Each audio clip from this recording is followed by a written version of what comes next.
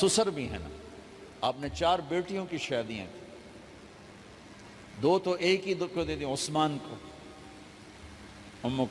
رقیہ اور ام کلثوم رضی اللہ تعالیٰ عنہما حضرت عثمان کے نکاح میں، ابو العاص رضی اللہ تعالیٰ عنہ کو زینب، اور سب سے پیاری محبوب بیٹی حضرت علی رضی اللہ تعالیٰ عنہ۔ باقی 3 نکاح بڑے سادہ کیے، حضرت فاطمہ کا نکاح بڑے دھوم دھام سے کیا۔ ان کا رشتہ لے کر صدیق آئے، یا رسول اللہ میں خواہش مند ہوں، آپ چپ رہے۔ پھر حضرت عمر بعد میں گئے، یا رسول اللہ میں خواہش مند ہوں، آپ چپ رہے۔ تو عبد الرحمن بن عوف رضی اللہ تعالیٰ نے حضرت علی سے کہا، علی تو جا، تجھے دے دیں گے۔ وہ کہنے لگے میں تو بہت غریب ہوں، مجھے کہاں دیں گے۔ حضرت علی کا ذاتی گھر بھی نہیں تھا، کسی سے ایک کوٹھا مانگ کے اس میں رہ رہے تھے مدینہ میں۔ کہا نہیں تو جا جا۔ تو یہ مسجد میں پہنچے، اللہ کے نبی کو دیکھا تو ایسا روب طاری ہوا کہ بولے ہی کچھ نہیں۔ اللہ کے نبی کو تو پتہ ہے کہ کیا ہے اور کس لیے ہے۔ تو آپ نے کہا علی کیسے آئے؟ چپ۔ کہا لگتا ہے فاطمہ کے رشتے کے لیے آئے ہو؟ کہا جی ہاں۔ تو آپ نے کہا انشاءاللہ، اتنا کہا انشاءاللہ، اور چپ ہو گئے۔ تو حضرت علی چپ کر کے اٹھ کے باہر آ گئے، صحابہ باہر کھڑے ہوئے تھے۔ تو کہنے لگے یار دیکھا نا، میں تمہیں پہلے ہی کہتا تھا مجھے نہ بھیجو، انکار ہو گیا، بولے ہی کچھ نہیں۔ تو حضرت عبد الرحمن بن عوف کہنے لگے جنہوں نے بھیجا تھا تو کچھ تو کہا ہوگا، کہ بس انشاءاللہ کہا تو اللہ کے بندے ہاں ہو گئی، نبی کی انشاءاللہ ہاں ہوتی ہے، یہ ہاں کیوں نہیں کی؟ سبحان اللہ، اللہ اکبر، یہ ہاں کیوں نہیں کی؟ گھر گئے، فاطمہ علی کا رشتہ آیا ہے کر دوں، اس لیے ہاں نہیں کی۔ ہم تو بیٹیوں سے پوچھتے ہی نہیں، عیب سمجھتے ہیں بیٹیوں سے پوچھنا۔ یہ میں گاں نو بن چھڑیا قلعے نال، ایویں اسی دیاں نو بن چھڑنے ہیں قلعے نال۔ مجھے ایک اپنی مطلب برادری لیول کے ایک خاتون کا فون آیا کہ مولانا پڑھایا مجھے لاہور میں اچھے کالجوں میں، اور میری منگنی کرتے وقت مجھ سے پوچھا ہی نہیں، اور ایک شرابی سے منگنی کر کے مجھے اطلاع دی اسی تیری منگنی کر چھڑی ہے، فلانی تاریخ نو تیرا نکاح بھی ہونا ہے۔ مجھے آج تک گلہ ہے، پوچھ لیتے۔ اگر نہیں پوچھا تھا چلو میں نہ ساڑھے پنجاب کوئی نہیں پوچھ دے، گاں موج دی طرح ٹور چھڑ دین، تو چلو اتنا تو ویکھ لیں دے بھی کم از کم شراب تا نہ پیندا ہویا۔ ایک شرابی نال میرا نکاح کر چھڑ، ساری زندگی اڈیاں رگڑ رگڑ میری گزر گئی۔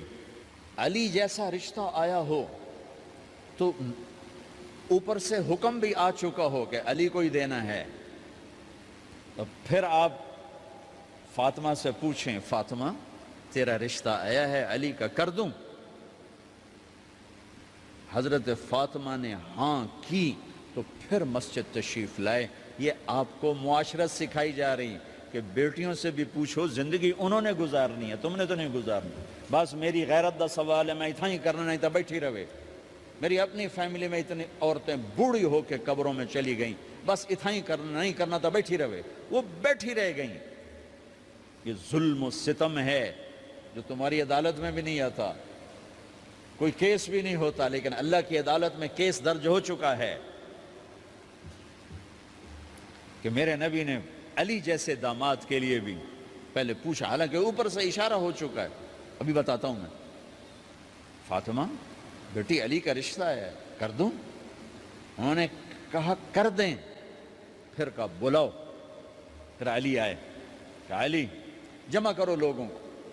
مسجد ساری بھر گئی تو آپ ممبر پر تشریف فرما ہوئے۔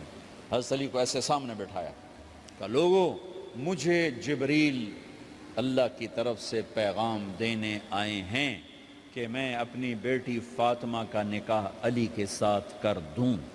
آسمان سے وحی بھی آئی ہو اور پھر بھی پوچھا جائے، یہ میرے نبی کی معاشرت ہے۔ ہم تو پوچھنا عیب سمجھتے اور اسے ذلت سمجھتے ہیں۔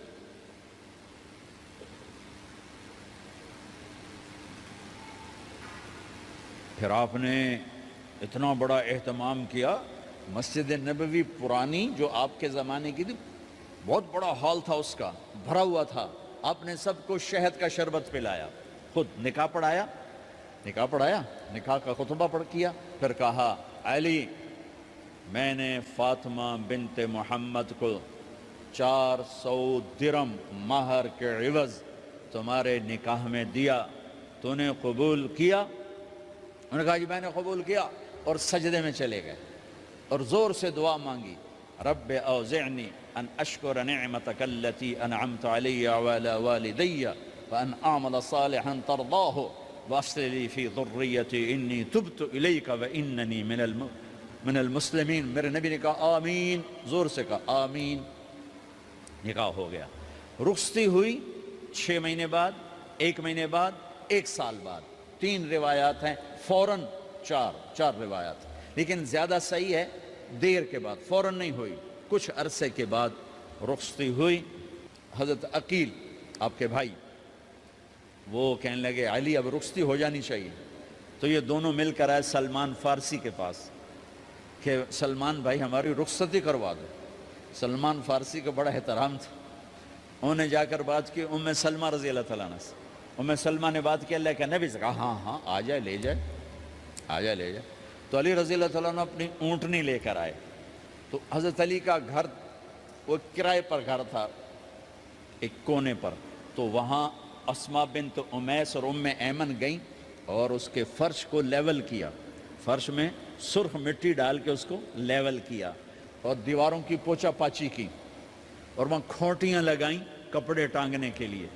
آپ نے حضرت عائشہ اور حضرت ام حبیبہ، حضرت ام سلمہ سے فرمایا تمہیں پتہ ہے نا مجھے فاطمہ سے کتنا پیار ہے، اسے دلہن بناؤ۔ دلہن بنانا بھی سنت ہے، دلہن بناؤ، اسے دلہن بناؤ، تو آپ کو دلہن بنایا گیا۔ پھر علی رضی اللہ تعالیٰ عنہ تشریف لائے سلمان فارسی اور عقیل کے ساتھ، اونٹنی کو دروازے پر بٹھایا، تو آپ نے علی کا ہاتھ پکڑا، اندر تشریف لے گئے اور فاطمہ کا ہاتھ پکڑ کے علی کے ہاتھ میں دیا اور کہا بیٹی مجھے اپنے خاندان میں جو سب سے زیادہ محبوب تھا میں نے تیرا ہاتھ اس کے ہاتھ میں دیا ہے۔ پھر کہا علی تجھے نبی کی بیٹی مبارک، نبی کی بیٹی مبارک۔ پھر آپ نے اسے پیالے میں پانی منگوایا اور اس میں آخری 2 سورتیں پڑھ کے دم بھی کیا، تھوک بھی ڈالا، پھر اس میں سے انگلیاں ڈال کے ان کے سینے پر چھڑکا کہ دونوں پی لو، دونوں کو پلایا۔ پھر باہر تک چھوڑنے آئے، حضرت علی نے آپ کو اونٹنی پہ بٹھایا، آپ نے 2 عورتوں کو ساتھ بھیجا، ام ایمن اور اسماء بنت امیس۔ یہ چھوٹی سی بارات جا کر علی کے گھر اتری اور آپ نے حضرت علی سے فرمایا کہ میں عشاء پڑھ کے آؤں گا، میرا انتظار کرنا ہے۔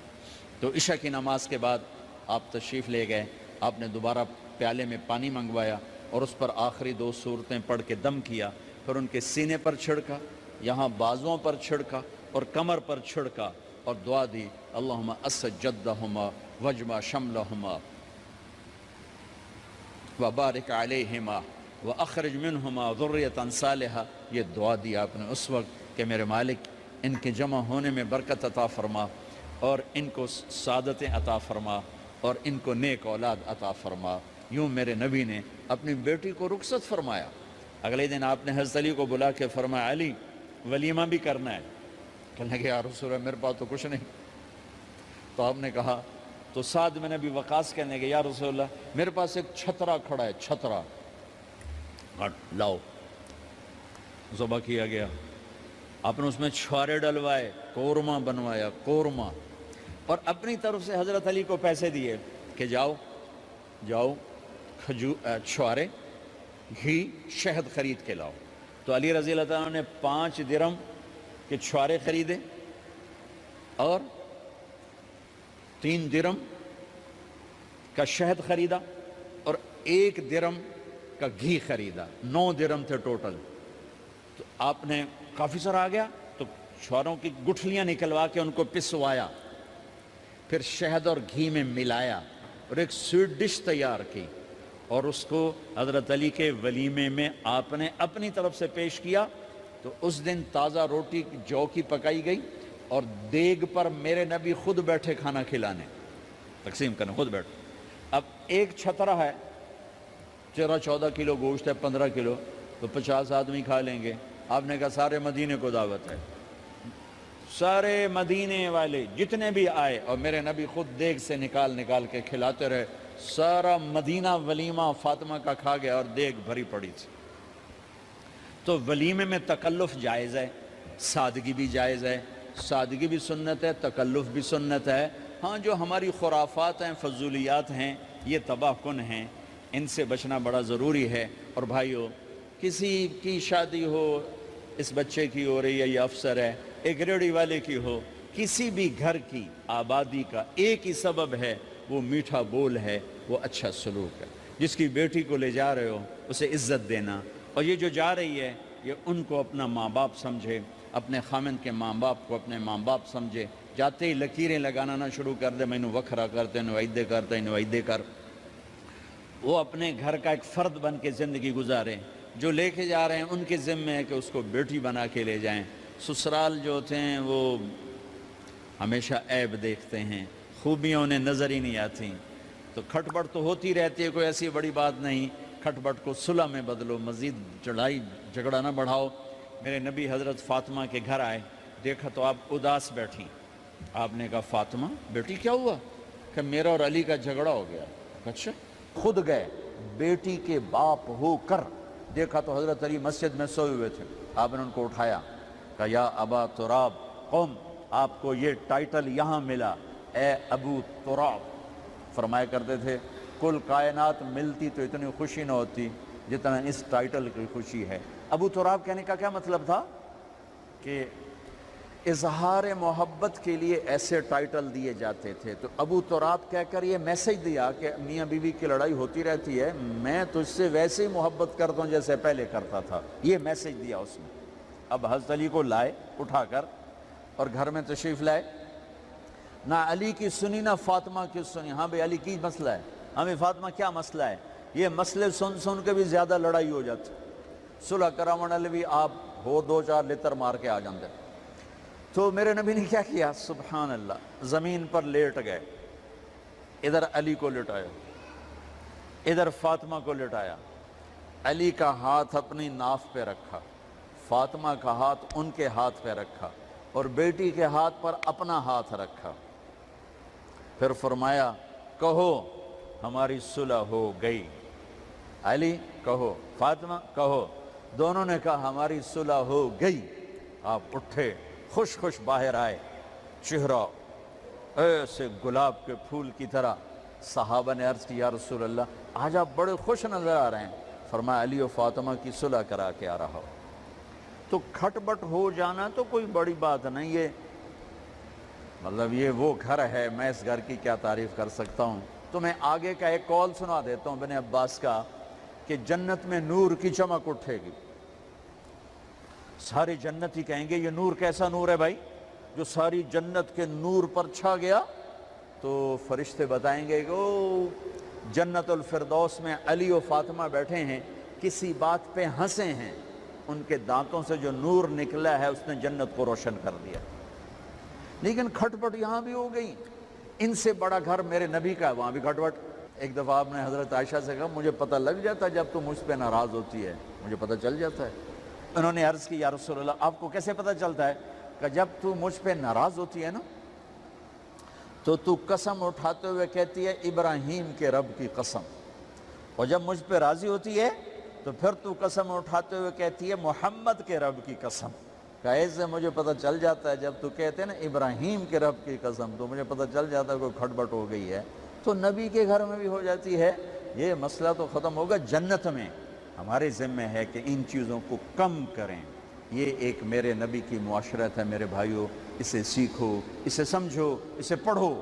تو بھائیوں میرا نبی ایک زندگی دے کر گیا ہے، یہ چونکہ شادی کا موقع ہے اس کو میں نے تفصیل سے بیان کیا ہے، اس کی تفصیل بیان ہی نہیں کی جاتی۔ یہ اتنی ضروری ہے جتنی نماز ضروری ہے۔ نماز تو 5 وقت پڑھیں گے، زندگی 24 گھنٹے روپ بدل رہی ہے، ہر روپ میں میرا نبی کیا چاہتا ہے اس کو سیکھو، اس کو سمجھو، کرو گے اللہ آپ کو چمکائے گا، بنائے گا۔ اپنی کمائیوں میں حلال لاؤ، حرام سے بچو۔ جج بھی بیٹھے ہیں، وکیل بھی بیٹھے ہیں، کسی ظالم کے وکیل نہ بنو۔ وَلَا تَقُلْ لِلْخَائِنِينَ خَصِيمًا۔ آپ کو ایک آیت میں جوڈیشری، جج، مقننہ اور وکلاء کا پیغام اللہ کا سنا دیتا ہوں۔ اِنَّا أَنزَلْنَا إِلَيْكَ الْكِتَابَ بِالْحَقِّ لِتَحْكُمَ بَيْنَ النَّاسِ بِمَا أَرَاكَ اللَّهُ وَلَا تَقُلْ لِلْخَائِنِينَ خَصِيمًا۔ مقننہ قانون ساز، تو انا انزلنا الیک الکتاب بالحق، قانون بنانے کا حق اللہ کو ہے، اللہ کے قانون کو اپناؤ۔